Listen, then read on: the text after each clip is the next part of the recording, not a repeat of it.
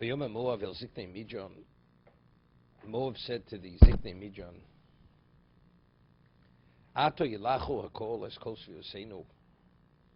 L'chol chashores yerek hasode Balak ben Tzipor melech Moav beis ahi.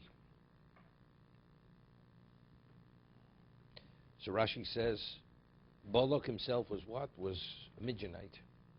He wasn't from Moab.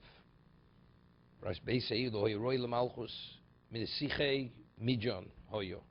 Kevich me sichon minu aleim l'torsho. They pointed him for that particular time.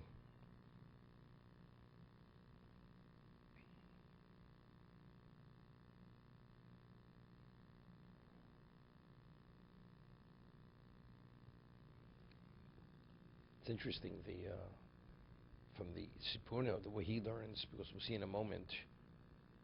Balak asked Bilam, the term he used was, you should drive him from the land.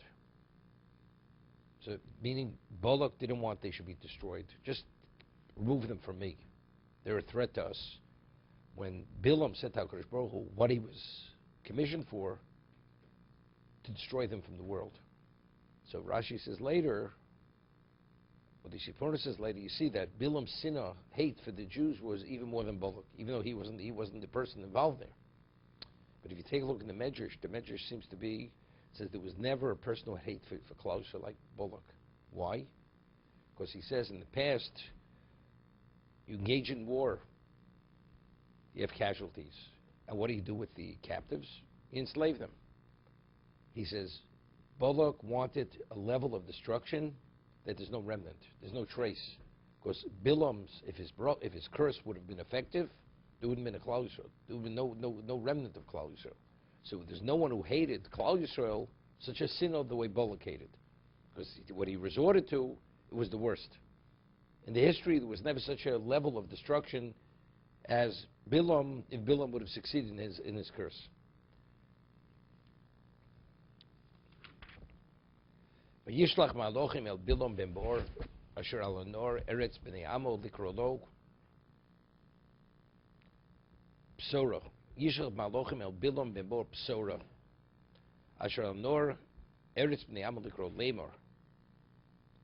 Hine am yotza Mitzrayim, hine chisas ein Oretz, Yoshim Uli. So here the Orachaim Kosh says something interesting. He says, if you curse, do you have to come there? First, curse long distance, right?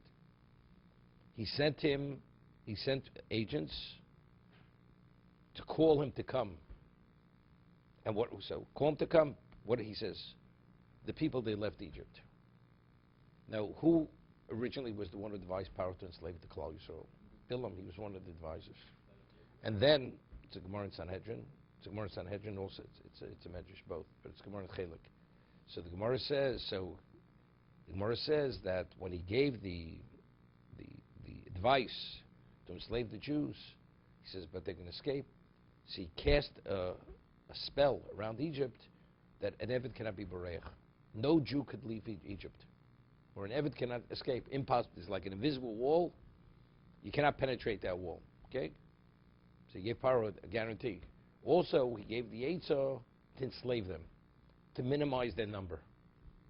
Through slavery, but it's just the opposite happened. So Balak says to him, firstly, I want you to come. Why? Because he'll say, well, you curse from afar. Hine am yotza Mitzrayim. Originally, you gave a guarantee they're not leaving. Hine am yotza Mitzrayim. So he'd say, how many left? Hine chises ein oretz. You ready? You gave an eitzah to enslave them to lessen the number. They've covered their land. You can't even see the land. That's how many there are. So whatever you did failed. Therefore, you have to come. I'm not going to rely on you. You're going to curse long distance. That's the way the Orachaim Kodesh learns the puzzle. No, there he didn't curse. He didn't curse. First of all, Balak himself was a beneficiary, right? Before, like he cursed and also gave him a bracha. He gave him a bracha to become a king. Okay, and he sees it came to fruition. He became the king. Hine chises ein oretz. No, he's pressuring him. He says, you see, or it's not only you do the job you said you would do, but you see the way unless you're here to appreciate what it is, it's not going to be effective. I cannot rely on you. Can't rely on you. See Rashi. That must be something in the way of witchcraft that you have to see the person. Well, it also has to do with Zayin Hara. When you visually see something, it's a whole different level. Psora. It's like a banker. Everybody brings him his different currencies. They all send letters with all their issues, with their problems. Pshuto. He came from a location called Psora. Eretz b'nei Amo shel Balak. Mishom hoyo. Zohoyo misnabi v'omolo osid atod limloch. He prophesied he's going to be a king.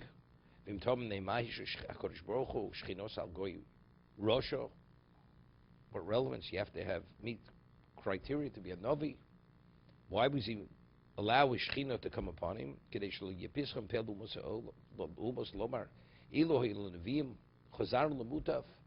we would have prophets, we would return to good. He didn't say, it's interesting. He didn't say if we would have prophets like Moshe Rabbeinu. He didn't say that. If we'd have Nevi'im. Hamed lab Nevi'im. So he says, okay, I'll give you a Navi.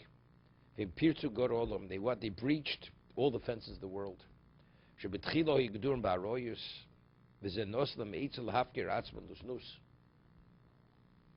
They said, if we would have had Nevi'im, Chazan Lamutav, a Navi like Bilam.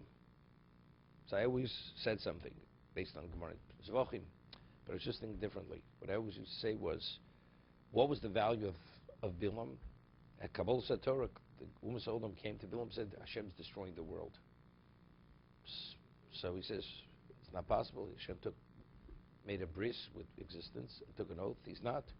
So he said, maybe that's with water, but maybe this is fire. So he says, you fools, don't you realize HaKadosh Baruch Hu giving the Torah to his people? Hashem owes Lama Yitain. So he said, Hashem Gorach Hasamu Vasholem, and they left. So the question is, if you understand what it means, the Torah, and what God is, they say, oh, if that's the case, okay, now we'll go back to where we came from, to be pagans. I mean, if you have such a level of understanding, you should do tshuva, right? Abandon, but yet, no, as long as it doesn't infringe on our lives, we'll go our ways. So that was the Navi. As bad as he was, Bilam, but at least informing him that piece of information, that was enough. And evidently he only knew it because he was a Navi. That's why he knew what was going on.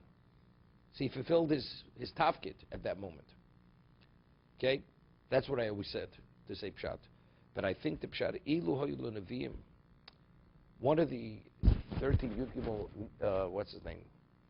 Dani Mamins, Ikri Emuna, is to believe that they're Nevi'im. That HaKadosh Baruch Hu commutes with Nevi'im. He communicates with Nevi'im. Besides, the next one is Moshe Rabbeinu was the Ava Nevi'im. He was the greatest Navi. Why is that at Ikri Emuna? Because otherwise, how do you know what your purpose and what your function in existence is? So, if there's a creator, it's impossible to say there's a creator and Hashem creates such and says, figure it out for yourself. If you say it happened by itself, okay, everything is random, no rhyme, reason, okay. But if there is a Borei Olam, so how are you supposed to know what the purpose and what the objective of creation is? So automatically, there has to be a Navi to communicate. He has to communicate with someone to instruct you how to live, how to utilize this existence. If we would have a Navi just communicating what Hashem's will is, but that he communicates, that he's in touch with people, that's enough. Otherwise you say, you know something, it's what we believe it to be. But if there's a Navi means it's not what you believe it to be. It's what he's telling you something. Once he tells you something, because if he's telling you to do evil, I don't need a Navi to tell me to do evil. That I can do myself. But if there's a Navi, that means he wants to communicate something other than that. So Chazar Lamutav. So what did you do with this character? Right? It says you breached the getter of the world. Likrolo. He called him Hakri Hoysa Shalo. Lahan Oso. So you posik lo moment harbe. Say likro what's low, it's in your best interest to come. Right? You'll benefit from this. Am Yotze B'Tzrayim Vim Tom Man Vazikho. Hine Chises Ein Oretz. Sichon Vogo Shomrim Osonu. Omdu Aleim V'Harogum. So who is the Ein Oretz? The way Rashi is learning. Who is the seeing eye? Right? Who supervised and looked out for them? Sichon Nog. They covered that eye. They destroyed that eye. Hine Chises Ein Oretz is not speaking of the physical land in the numbers.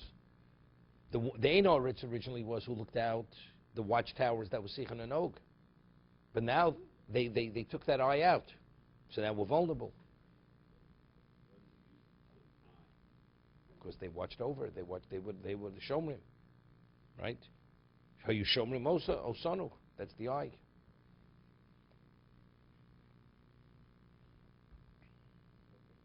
Bilam was Navi, that he was giving them instructions that were not, Not that he was not fulfilling his mission, but their argument that they needed a Navi to tell them the right thing wasn't being. That's what. But I'm saying the whole idea that you have your Navi.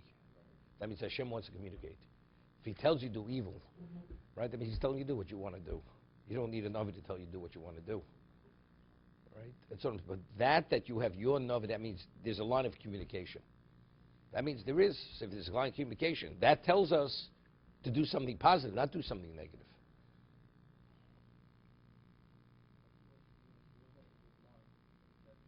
He was a bad guy. No, I'm explaining to you. Now we don't have the name, so we're back to We don't need, but we have. That's what we have. We have the Masorah. Let's see tomorrow. I was thinking with regards to the coming and seeing, one of the first things that Balak does is he shows him the metropolis area and the gates and whatnot. So it also has to do with the aspect of seeing and That was to give him an interest. That was to give him financial- an interest that he should feel for the people, that he should want to do. There's an effort which is needed. So if you appreciate the seriousness of the moment, you'll make the effort for us.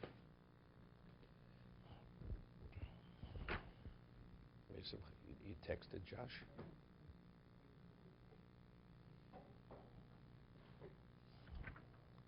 Okay.